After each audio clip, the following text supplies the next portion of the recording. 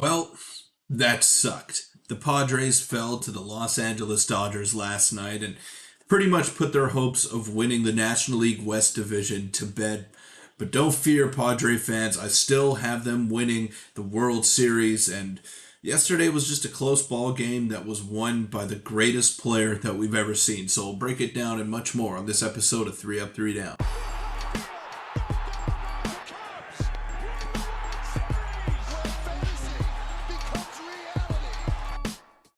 Welcome in, everybody, to 3 Up, 3 Down. I'm your host, Peter Vryonis, and in heartbreaking fashion yesterday, the San Diego Padres lost to the Los Angeles Dodgers in Game 2 of their series after a thrilling win in Game 1 that ended on a triple play by Manny Machado. I guess it just wasn't meant to be for this group. It wasn't meant to be in terms of winning the division. I still think they're going to win the World Series. Before we get into the video, I want to let you know that around 97% of you watching these are not subscribed to the channel. So go ahead, hit that subscribe button. We just passed 1,000, so thank you so much for all of the support that we've gotten, not only on the Padres videos, but on all the other videos as well. And there's going to be a lot more coverage where that came from as soon as the postseason starts on Tuesday. I can't wait for it.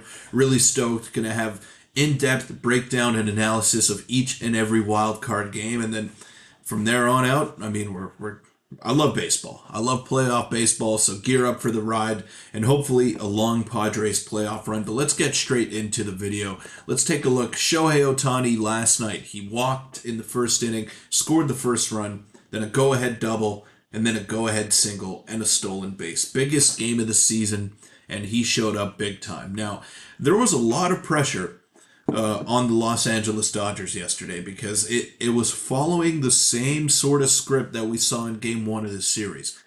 They take the early lead thanks to Shohei Ohtani, who scores the first run, and then 2 runs by the Padres. They answer right back, and they show that, we're not going anywhere. We're right here. And Shohei Ohtani yesterday just had one of those games that he just took over. And I know that I've been all in on the Padres, and I've been singing their praises. We got to sing the praises of Shohei Ohtani once in a while as well. This guy is just a fantastic player.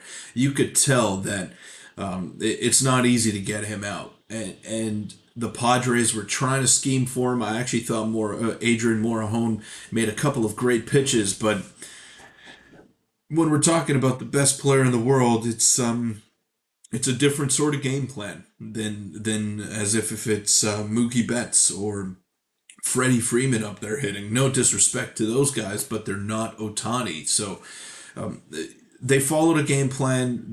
I think they executed the game plan, but he's just on another planet right now. He was 14 for his last 19 coming into last night's game.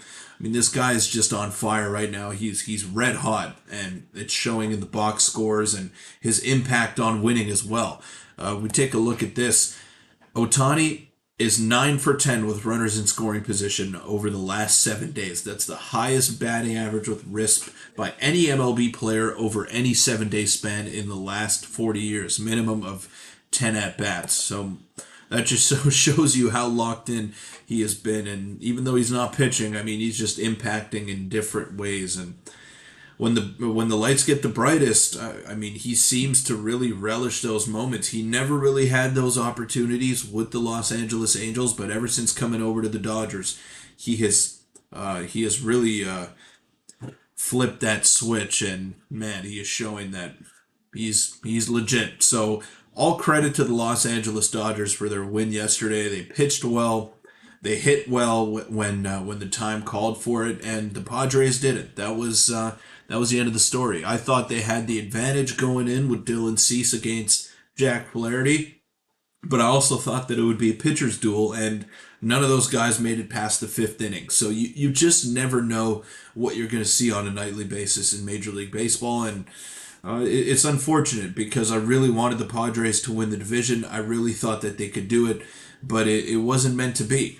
That being said, though, I still like their group pretty much better than anybody heading into the playoffs, and especially considering what's going on with the Phillies and the New York Mets right now, their series being postponed and pushed all the way to Monday, a doubleheader, that could have huge implications going forward on how the other teams gauge the rest of the season and approach the lead into the playoffs. There's going to be a lot of talk surrounding that. Obviously, the first and foremost priority is that the people of Florida and the people of Georgia are safe. Hurricane Helen is sweeping those islands over there, but we got to make sure that everyone is safe first and foremost. But second, got to get these games in. And the Mets and the Braves were supposed to play yesterday, and they were supposed to play today as well. But both of those games got postponed and pushed forward to Monday.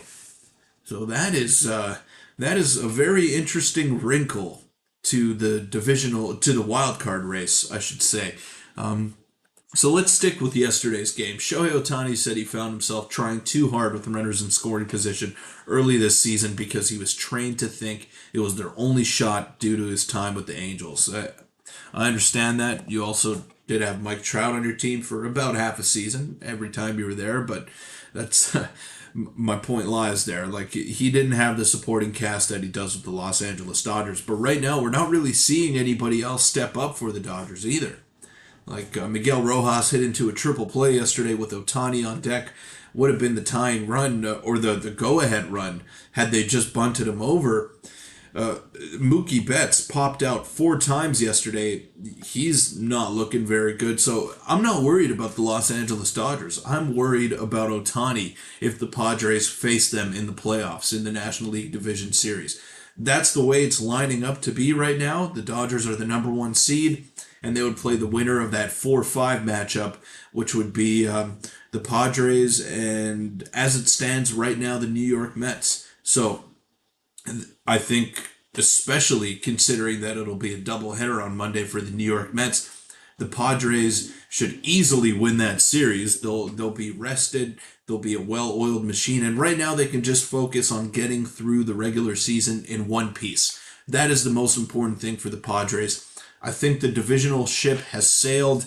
You had your chance yesterday, and if you completed the sweep today, I'd say, okay, let's go. All hands on deck. Try to get that bye in the first round, but they didn't get the win yesterday.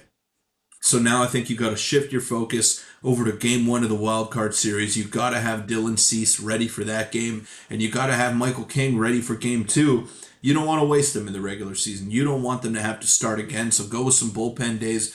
Do whatever you have to do to get healthy into the playoffs, and hopefully get Ha-Seong Kim back as well at shortstop, so the defense gets a little bit better, and maybe we see a little bit more offensively as well from this Padres team. They didn't come up big yesterday when the time called for it offensively, so it wasn't meant to be. I think it's fine. They were also maybe a little bit hungover after the night before from partying after clinching a playoff spot for the first time in over a year, but that'll wrap it up for this episode of 3 Up, 3 Down. Thank you guys so much for making it this far. Really appreciate the support that we've gotten on previous videos. It's not the end of the ride, Padre fans. It's only getting started. They're going to win the World Series. Have faith, because I do. So shout out to you guys, and make sure to hit the subscribe button yet again, because a large majority of you watching these videos are not doing so. Helps me out a ton. We're almost at my goal of